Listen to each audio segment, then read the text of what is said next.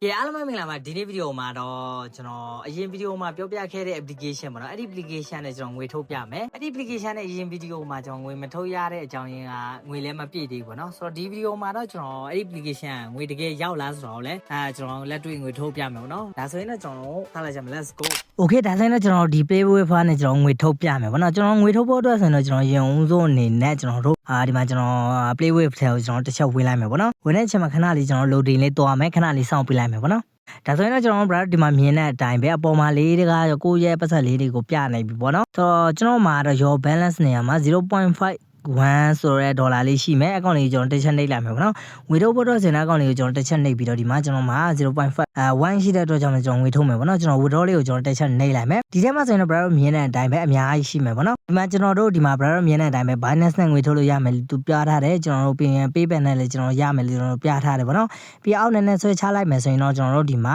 Lazada နဲ့ကျွန်တော်တို့ထုတ်လို့ရမယ်ပြောထားတယ်ပြီးရင် True Money ရှိတယ်ဆိုရင်တော့ True Money နဲ့ထုတ်လို့ရမယ်ဒါပေမဲ့ True Money ကတော့ 0.69 ရှိမှပဲပေးထုတ်တယ်ပေါ့နော်အောက်မှာရတစ်ချက်ကြည့်မယ်ဆိုရင်လည်းbrother တို့ဒီမှာတစ်ချက်ကြည့်ကြည့်ပါအများကြီးရှိမယ်ပေါ့နော် okay ကျွန်တော်ကတော့ True Money နဲ့တော့ကျွန်တော်မထုတ်ပြတော့ဘူးဘာလို့လဲဆိုတော့ကျွန်တော် True Money နဲ့ထုတ်ဖို့ကလေ 0.69 လိုတဲ့အတွက်ကြောင့်မလို့ကျွန်တော်မှာ 0.5 ပဲရှိတဲ့အတွက်ကြောင့်မလို့အကောင့်လေးနဲ့တော့ထုတ်လို့မရသေးဘူးပေါ့နော်ဆိုတော့ကျွန်တော် Binance နဲ့ထုတ်မယ်ပေါ့နော်ဆိုတော့ Binance နဲ့ထုတ်တဲ့အချိန်မှာကျွန်တော်ဘာဖြစ်သွားလဲဆိုတော့ကျွန်တော်တစ်ချက်ပြမယ် Binance နဲ့ထုတ်တဲ့အချိန်မှာကျွန်တော်ဒီမှာတစ်ချက်ထုတ်ဖူးတယ်ပေါ့နော်ထုတ်တဲ့အချိန်မှာဒီမှာကျွန်တော်တို့ဒီမှာ C transaction မှာကျွန်တော်တစ်ချက်ကြည့်တဲ့အချိန်မှာကျွန်တော်ထုတ်တဲ့အချိန်မှာလုံးဝမရောက်လာဘူးဘာလို့ဖြစ်သွားလို့လဲတော့ကျွန်တော်လည်းမပြောတတ်ဘူးပေါ့နော် 0.5 reject လောက်ခံရတယ်နှစ်ခါအောင်ကျွန်တော်တို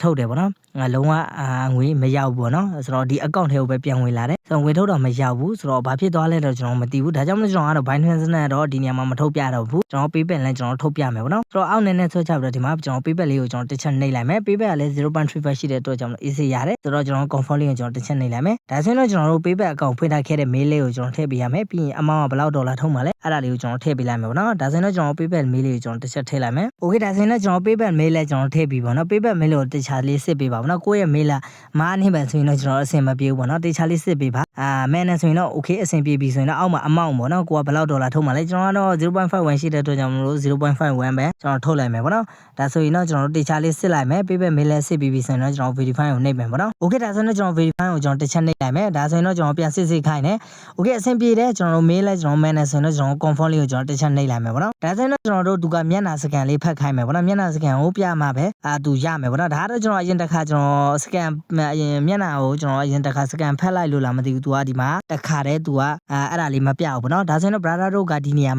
ာမရောက်ခင်ပေါ့နော်ဒီမျက်နှာစကန်လေးသူဖတ်ခိုင်းမှာပေါ့နော်ကိုယ့်ရဲ့မျက်နှာလေးကိုကျွန်တော်တေချာပြလိုက်မယ်သူအမလေးမျက်နှာလေးတေချာပြပြီးပြီဆိုရင်တော့အဆင်ပြေတယ်ဆိုရင်တော့ကျွန်တော်ဒီလိုမျိုးပေါ်ပြီပေါ့နော်ဒါဆိုရင်တော့ကျွန်တော်ငွေတော့ထုတ်ပြီးပြီဒါဆိုရင်တော့ကျွန်တော်တစ်ချက်ကြည့်မယ် C transaction မှာကျွန်တော်တစ်ချက်ကြည့်မယ်ပေါ့နော်ဒါဆိုရင်ကျွန်တော် C transaction ကိုကျွန်တော်တစ်ချက်ကြည့်တဲ့အချိန်မှာဒီမှာထုတ်တာတော့ထုတ်နေတယ်ဒီမှာအချိန်လေးတော့ပြနေပေါ့နော်ဒါဆိုရင်တော့ဒီကောင်လေးရောက်မလားမရောက်လားဆိုတာတော့ကျွန်တော်လည်းမသိသေးဘူးရောက်တယ်ဆိုရင်တော့ကျွန်တော်တစ်ချက်ပြမယ်ပေါ့နော် okay ဒါဆိုရင်တော့ကျွန်တော်တို့ခုနထုတ်ထားတာပေါ့နော်ကျွန်တော်ငွေထုတ်ထားတာကျွန်တော်ရောက်ပြီလားဆိုတော့ကျွန်တော်တစ်ချက်သွားကြည့်မယ် okay ဒါဆိုရင်တော့ကျွန်တော်ဒီကောင်ထဲကိုကျွန်တော်တစ်ချက်ဝင်တဲ့အချိန်မှာ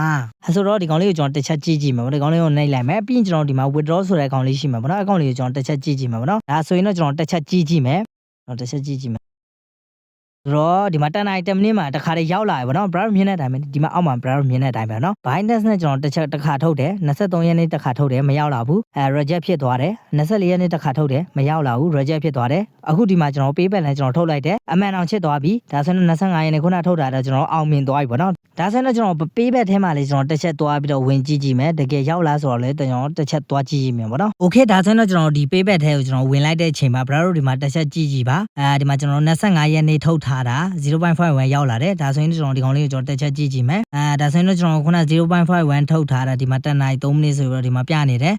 give လို့လည်းကျွန်တော်ရေးထားပါတော့ဒီမှာ bro မြင်တဲ့အတိုင်းပဲဆိုတော့အမှန်ကန်ရောက်လာပါတယ်ဆိုတော့တော်တော်လေးကိုမစိုးလို့ပြောလို့ရမယ်ပေါ့နော်ဆိုတော့ဒီ application နဲ့ပတ်သက်ပြီးတော့ bro ဘာမှမသိသေးဘူးဆိုတော့ကျွန်တော်ဗီဒီယိုတစ်ပုတ်လုပ်ထားရှိရပါတော့အဲ့ဒီဗီဒီယိုမကြည့်ရသေးဘူးဆိုရင်လည်းကျွန်တော်အခုပြထားတဲ့ဒီဗီဒီယိုလေးကိုသွားကြည့်လိုက်ပါကျွန်တော်တို့အမှပြန်စကြမယ်အားလုံးကျေးဇူးတင်ပါတယ်အားလုံး thanks for watching